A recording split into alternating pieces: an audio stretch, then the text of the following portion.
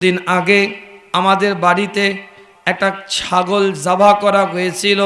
সেই ছাগল জবাই করা ছুরিটা ওই ঘরের মধ্যে রাখা ছিল। বাচ্চা দুজন দেখেছে ছাগলটাকে কিভাবে জবাই করে। এই খেলাটা একে অপরে খেলতে খেলতে আমার বড় ছেলেটা আমার মেজো ছেলেটার গলায় বুঝতে পারেন এতটা ধারালো ছুরি হবে। ছুরিটা চালাবার সঙ্গে সঙ্গে আমার মেজো ছেলেটা ঘরের মধ্যে রক্তাক্ত অবস্থায় শুয়ে আছে আমি দেখতে পাই। আর আমি বড় ছেলেটা খোঁজার জন্য চতুর্দিকে খুঁজতে আরম্ভ করি। মেজো ছেলেটা তো নাই, বড় ছেলেটা কোথায় গেল, কোন জায়গায় গেল? মেজো ছেলেটা তো মারা গিয়েছে। আমি লক্ষ্য করে দেখি বড় ছেলেটা আমাদের ঘরের বাড়ির মধ্যে যে একটা কাঠ রাখার জায়গা আছে, সেই কাঠ রাখার জায়গায় লুকিয়ে বসে আছে। আমি টুক করে তার কাছে গিয়েছি, যাওয়ার পরে তার গায়ে হাত দিয়ে দেখি আমার বড় ছেলেটাও বেঁচে নাই। আমি উপলব্ধি করলাম ওই কাঠ রাখার জায়গায় একটা সাপ ছিল, সেই সাপটা দংশন করেছে। সে যখন এই মেজো ছেলেটাকে জবাই করেছে খেলতে খেলতে ভয়ে নোকাতে গিয়ে ওই জায়গায় লুকিয়েছিল, সাপ দংশন করেছে। আমার বড় ছেলেটাও ওই জায়গায় মৃত্যুবরণ করেছে। দুটো বাচ্চাকে এক জায়গায় নিয়ে এসে আমি ঘরের মধ্যে যখন রাখলাম, হঠাৎ করে আমি আমার মনের মধ্যে খেয়াল এলো আমার ছোট্ট বাচ্চাটাকে তো উনুনের পাশে রেখে দিয়ে এসেছি। তাড়াতাড়ি উনুনের কাছে দৌড়ে গিয়ে দেখি আমার বাচ্চাটাও চুকুরের ওই উনুনের মধ্যে চুলোর মধ্যে আগুনের মধ্যে পুড়ে গেছে। আমি মা তিনটে বাচ্চাকে গোসল দিয়েছি। আমি মা আমার চোখের সামনে 3 বাচ্চাকে কাফন পরানো হয়েছে। আমি মা আমার চোখের সামনে 3জন বাচ্চাকে দাফন দেওয়া হয়েছে।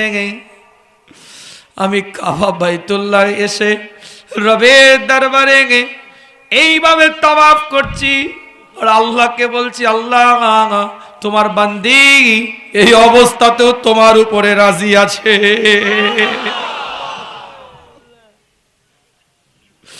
আমি আল্লাহকে বলছি, আল্লাহ তোমার বান্দি তোমার উপরে নারাজ হয়ে যায়নি, তোমার উপরে কোনো প্রশ্ন চিহ্ন করে না। তুমি এই হালে আমাকে দেখতে চাও, তুমি এই হালে আমাকে রাখতে চাও, তুমি এই হালে আমাকে দেখতে চাও। আল্লাহ দরবারে তাওয়াফ করতে করতে তাই বলছি, আল্লাহ তোমার বান্দিকে যেই হালে তুমি দেখতে চাও, তোমার বান্দি সেই হালে তোমার কাবা তাওয়াফ করছে। আরো জোরে, আরো জোরে। কিতাব খুলে দেখেন, দ্বিতীয় ওমর বলা হতো। হযরত ওমর ইবনুল আব্দুল আজিজ কে একজন তাবেঈ ছিলেন। 100 হিজরির সময় তিনি খেলাফতের শাসন আমল শুরু করেছিলেন, রাষ্ট্রনায়ক ছিলেন, রাষ্ট্রপ্রধান ছিলেন। ওমর ইবনুল আব্দুল আজিজ সাম্রাজ্য পরিচালনা করেন, এত দক্ষতা তার ছিল সাম্রাজ্য পরিচালনার ক্ষেত্রে, এত সুষ্ঠুভাবে তিনি সাম্রাজ্য পরিচালনা করতেন, তাকে দ্বিতীয় ওমর হিসাবে আখ্যায়িত করা হয়। ওমর ইবনুল আব্দুল আজিজ বাড়ির মধ্যে ঢুকেছে, প্রবেশ করেছে, বাড়ির মধ্যে ঢুকে চিৎকার আওয়াজ দিয়ে বলছে নিজের কন্যার দিকে লক্ষ্য করে, মা আমাকে কিছু খাবার দে মা, আমাকে 1 গ্লাস পানি দে মা, আমি তৃষ্ণার্ত তোর বাবা, আমি পিপাসিত তোর বাবা। আবার আওয়াজ দিয়ে বলছে, মা আমার জন্য 1 গ্লাস পানি নিয়ে আয়, আমার জন্য 1 গ্লাস পানি নিয়ে আয়, আমি তৃষ্ণার্ত তোর বাবা, আমি পিপাসিত তোর বাবা, আমার খুবই পিয়াস পেয়েছে, 1 গ্লাস পানি আমার জন্য নিয়ে আয়। পরপর 3 বার বলেছে। উমর ইবনুল আব্দুল আজিজের কন্যা ঘরের মধ্যে বসে আছে, সব শুনতে পাচ্ছে, কিন্তু বাপের কথায় কোনো আওয়াজ দেয় না। বাপের কথায় কোনো জিজ্ঞাসা কোনো রকম কোনো শব্দ উচ্চারণ করে না। তৃতীয়বার যখন বলেছে মা আমার জন্য একটু পানি নিয়ে আয়, তোর বাবা ওমর ইবনে আব্দুল আজিজ বলছে তৃষ্ণার্ত পিপাসিত হযরত ওমর ইবনে আব্দুল আজিজের স্ত্রী এক গ্লাস হাতের মধ্যে পানি নিয়ে সামনে দাঁড়িয়ে আছে। ওমর ইবনে আব্দুল আজিজের দিকে লক্ষ্য করে ওমর ইবনে আব্দুল আজিজের স্ত্রী বলে আপনার পানি আপনি নিন। ওমর ইবনে আব্দুল আজিজ বলে তোমাকে তো আনতে বলি নাই, আমার মেয়ে কোথায়? আমার মেয়েকে তো ডাকছি আমি তৃষ্ণার্ত তার একজন বাবা, আমি পিপাসিত তার একজন বাবা, আমাকে পেয়াস পেয়েছে, আমি বারবার বলছি। সে ঘরের মধ্যে থাকার পরেও আমার শব্দের আওয়াজ শোনার পরেও সে কোনো জবাব দেয় না। কেন, কি হয়েছে তার একটু বলো।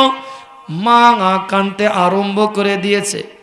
ওমর ইবনে আব্দুল আজিজের স্ত্রী রোনাজারি করে, চোখ দিয়ে পানির টোসা গড়িয়ে যায়। ওমর ইবনে আব্দুল আজিজ বলে তুমি আবার কাঁদতে ধরলে কেন? জিজ্ঞেস করছি তো মেয়ের কথা। ওমর ইবনে আব্দুল আজিজের দিকে লক্ষ্য করে ওমর ইবনে আব্দুল আজিজের স্ত্রী বলতে থাকে আপনার মেয়ে আমাকে বলতে নিষেধ করেছে, আমাকে বলতে মানা করেছে। তার গায়ের মধ্যে যে পোশাকটা আছে, যে পায়জামাটা সে পরিধান করে আছে, এতটাই ছিদ্র হয়ে গিয়েছে। একজন প্রাপ্ত বয়স্ক মেয়ে তার বাপের সামনে ওই পায়জামা পরে পরিধান করে যেতে শরম পাবে, লজ্জা পাবে। সেই শরমের খাতিরে সে ঘরের মধ্যে বসে আছে। এতটাই ছিদ্র হয়ে গিয়েছে, এতটাই ছিঁড়ে গিয়েছে। ওমর ইবনে আব্দুল আজিজ আহার দেরি করে না, সিজদার মধ্যে লুটিয়ে গিয়েছে। সিজদা থেকে মাথাটাকে তুলে রবের দিকে লক্ষ্য করে আল্লাহর দিকে লক্ষ্য করে বলতে থাকে আল্লাহ তুমি এই হালে আমাকে রেখেছো, এর জন্য তোমার দরবারে শুকরিয়া তান সিজদার মধ্যে লুটিয়ে গেলাম। বলতে পারতেন আল্লাহ আমাকে অর্থ দাও, মেয়ের পায়জামা কিনে দিই, জায়েজ দোয়া ছিল। আল্লাহ তুমি সম্পদ দাও, সন্তানটাকে একটা পরার পরিধান করার একটা পোশাক কিনে দিই, কাপড় কিনে দিই, কিন্তু জায়েজ দোয়া ছিল। কিন্তু একজন রাষ্ট্রনায়ক, একজন রাষ্ট্রপ্রধান সাম্রাজ্য পরিচালনা করে, এখন তো আমাদের কাছে স্ট্যাটাসের ব্যাপার থাকে। রাষ্ট্রনায়কের একটা স্ট্যাটাস আছে, তার পরিবারের একটা স্ট্যাটাস আছে। কথা ঠিক না? তিনি তো দোয়া চাইতে পারতেন, কিন্তু না, তিনি বলছে আল্লাহ তুমি যে হালে আমাকে এই অবস্থায় রেখেছো এর জন্য তোমার দরবারে শুকরিয়া। এই যে শুকরিয়া, আল্লাহ যে হালে রেখেছে এই অবস্থাতেই খুশি, এই খুশিটার নামই হচ্ছে আল্লাহর জন্য নিজেকে বিলিয়ে দেওয়া। কোনো প্রশ্ন হবে না, কোনো জিজ্ঞাসাবাদ হবে না, কোনো স্কুইজ দেখানো হবে না। আর আমরা তো কমেন্টের উপরে কমেন্ট। আমি হুজুর রাস্তায় এখানে স্টেজ থেকে নামতে গিয়ে পাটা একটু মুচকে গেল, সাধারণ লোকের কি কথা বলবো, আমি বলবো আল্লাহ কি করলে এত জলসা কি হবে, এই কথা বলে না। আমরা ফেসবুকে কমেন্ট করতে দ্বিধাবোধ করি না, ইউটিউবে কমেন্ট করতে দ্বিধাবোধ করি না, হোয়াটসঅ্যাপে রিপ্লাই দিতেও দ্বিধাবোধ করি না। কিন্তু দুঃখ হচ্ছে আমার এই জায়গায় আমরা আল্লাহর হুকুমেও এখন কমেন্ট করতে শিখে গেছি। আল্লাহর নির্দেশের উপরেও আমরা কমেন্ট করছি, আল্লাহর অর্ডারের উপরেও আমরা মন্তব্য করছি। নিজের পক্ষে না হওয়ার কারণে, নিজের মতন না হওয়ার কারণে, নিজে যেভাবে প্ল্যান করে সাজাতে চেয়েছিল ঘুঁটি সেভাবে সাজাতে পারে না, কমেন্ট করে দিলাম। এ সাধারণ কথা বলছি না, ভালো বড় আল্লামাদের কথা বলছি, টেডমার্কওয়ালা মলি সাহেবের কথা বলছি, দাড়িওয়ালা, টুপিওয়ালা, জুব্বাওয়ালা, পাগড়িওয়ালা, এরাও কমেন্ট করতে ছাড়ে না। আমার মতন পীর সাহেবের লেবাসদারি এরাও কমেন্ট করতে ছাড়ে না।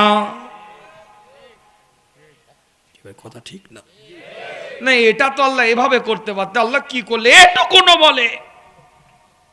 আর আবার বলে আমি ফানা ফিল্লাহ। আরে ফানা ফিল্লাহ হওয়া যায়? ফানা ফিল্লাহ হতে গেলে রবের হ্যাঁ হ্যাঁ মেলাতে হবে।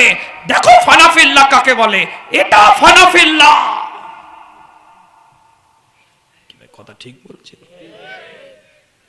তাহাজ্জুদের নামাজ পড়ে, ইশরাকের নামাজ পড়ে, সালাতুল আওয়াবি পড়ে, যদি ব্যবসায় লস খেয়ে যায়, আল্লাহ এত নামাজ পড়ি তাও আমার এই হাল। বেহায়া, নির্লজ্জা, তুই আবার বান্দা বলে পরিচয় দিস। কথা ঠিক না? কথা ঠিক বলছি না ভুল বলছি? আল্লাহর রাজিতে রাজি হওয়া গুরু দায়িত্ব। এটা রবের খুশিতে খুশি হওয়া গুরু দায়িত্ব। এটা ছোটখাটো দায়িত্ব নয়। আল্লাহ নবী মুহাম্মদুর রাসূলুল্লাহ সাল্লাল্লাহু আলাইহি ওয়াসাল্লামের দরবারে হযরতে সাসা বিন নাজিয়া রাদিয়াল্লাহু তাআলা আনহু বসে আছে। হুজুরের দিকে লক্ষ্য করে বলে, ইয়া রাসূলুল্লাহকে, ইয়া হাবিবাল্লাহ, হুজুর আমি সাসা বিন নাজিয়া জাহেলিয়াতের যুগে, অজ্ঞতার যুগে, মূর্খতার যুগে, ডার্কনেস টাইমে, অন্ধকার আচ্ছাদিত সময়, ওয়া ইন কানু মিন ক্বাবলু